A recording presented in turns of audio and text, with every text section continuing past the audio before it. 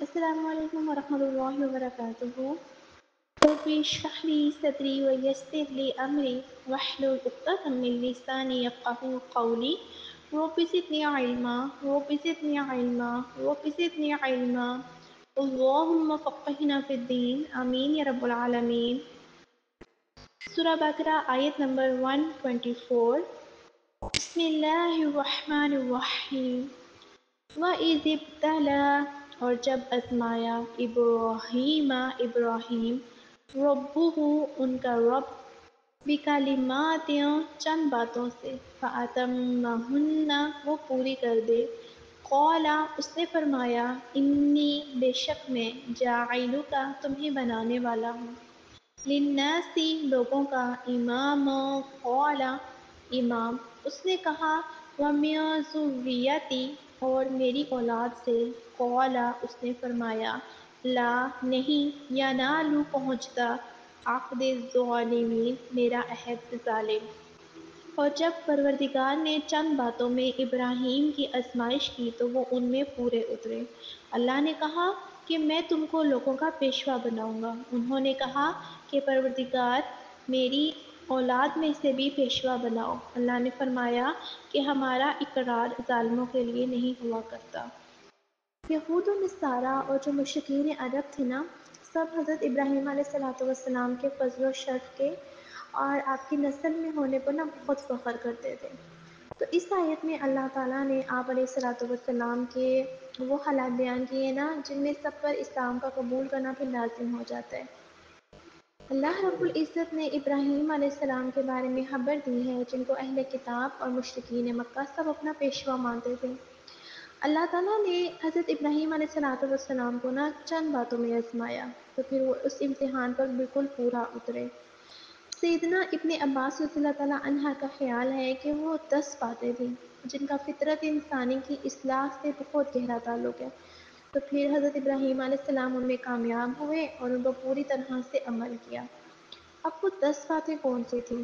ایک کلی کرنا، ناک میں پانی ڈالنا، کنگھا کرنا، مونچھیں ترشوانا، مسواک کا استعمال کرنا، ختنہ کرنا، بغل کو صاف کرنا، بال زیر ناف صاف کرنا، ناخن کٹوانا، پانی سے طہارت کرنا۔ اب دیکھیں کہ آزمائشیں کیوں آتی ہیں۔ جب کوئی اللہ تعالیٰ کا ہو جاتا ہے نا اور اللہ تعالیٰ اس کو بہت بڑا کوئی کام سونپنا چاہتے ہیں تو پھر اس کو اللہ تعالیٰ بہت بڑی آزمائش میں ڈالتے ہیں۔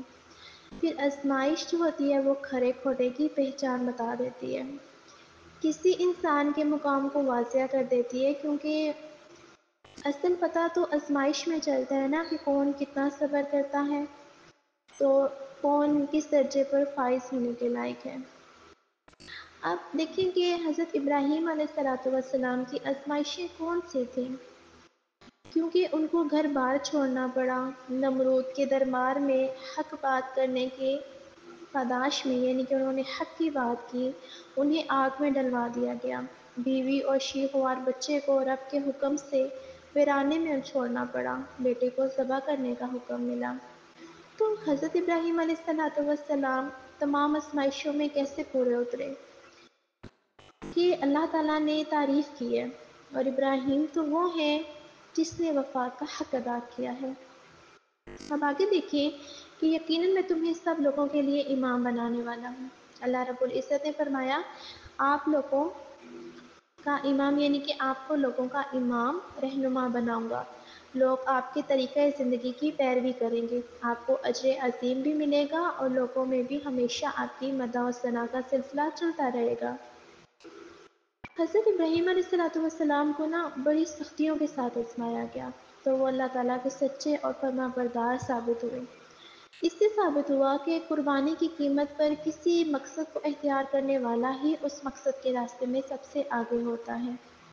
پھر جب حضرت ابراہیم علیہ السلام تمام آزمائشوں میں پورے اترے تو اللہ تعالیٰ نے پھر حضرت ابراہیم علیہ السلام کو انسانوں کا رہنما بنایا۔ ابراہیم علیہ السلام انسانوں کو اللہ تعالیٰ تک پہنچاتے تھے، بھلائی کے کاموں میں سب سے آگے تھے، وہ لوگوں کے محبوب قائد تھے۔ پھر دیکھیں کہ ابراہیم نے کہا اور میری اولاد میں سے بھی، ابراہیم علیہ السلام کو اللہ تعالیٰ نے بلند مقام عطا فرمایا تھا، تو پھر انہوں نے خوش ہو کر نا اپنی اولاد کے لیے بھی درخواست کی تاکہ ان کی اولاد کو بھی پھر بڑے درجات ملیں، اور یہ دعا بھی کی کہ اولاد میں اللہ تعالیٰ کی طرف سے ہدایت پانے والوں کی کثرت ہو۔ تو اللہ رب العزت نے واضح فرمایا ہے کہ انسانی فطرت کے اندر یہ طلب موجود ہوتی ہے کہ اس کا سلسلہ اس کی اولاد کے ذریعے جو ہے نا وہ جاری رہتا ہے۔ تو اسی فطری جذبے کے تحت ابراہیم علیہ السلام نے سوال کیا کہ ان کی اولاد میں بھی اصلاح کا سلسلہ جاری رہے، تو پھر اللہ تعالیٰ نے فرمایا کہ میرا عہد ظالموں کو نہیں پہنچتا۔ حضرت ابراہیم علیہ السلام نے دعا کی تو اللہ تعالیٰ نے پھر کیا فرمایا کہ جو ظالم ہوتا ہے نا وہ دین میں امامت کے مقام تک نہیں پہنچے گا، کیونکہ ظلم اس مقام کے منافی ہے۔ اب اللہ تعالیٰ نے کسی ظالم کہا ہے؟ قرآن مجید میں مختلف جگہوں پر نا ظلم کو واضح کیا گیا ہے۔ اللہ تعالیٰ کی حدود سے نکل جانے والا ظالم ہے، شرک کرنے والے ظالم ہیں، اللہ تعالیٰ کے نازل کردہ قانون کے مطابق فیصلہ نہ کرنے والے ظالم ہیں، اللہ تعالیٰ کے گھروں میں اس کے نام کی یاد سے روکنے اور اس کو ویران کرنے کی کوشش کرنے والے ظالم ہیں، اللہ تعالیٰ کی طرف سے آنے والی گواہی کو چھپانے والے ظالم ہیں، رب کی نصیحت سے منہ پھیرنے والے ظالم ہیں۔ اللہ تعالیٰ ہم سب کو اپنے احکامات پر عمل کرنے کی توفیق عطا فرمائے، آمین یا رب العالمین۔ جزاک اللہ خیر۔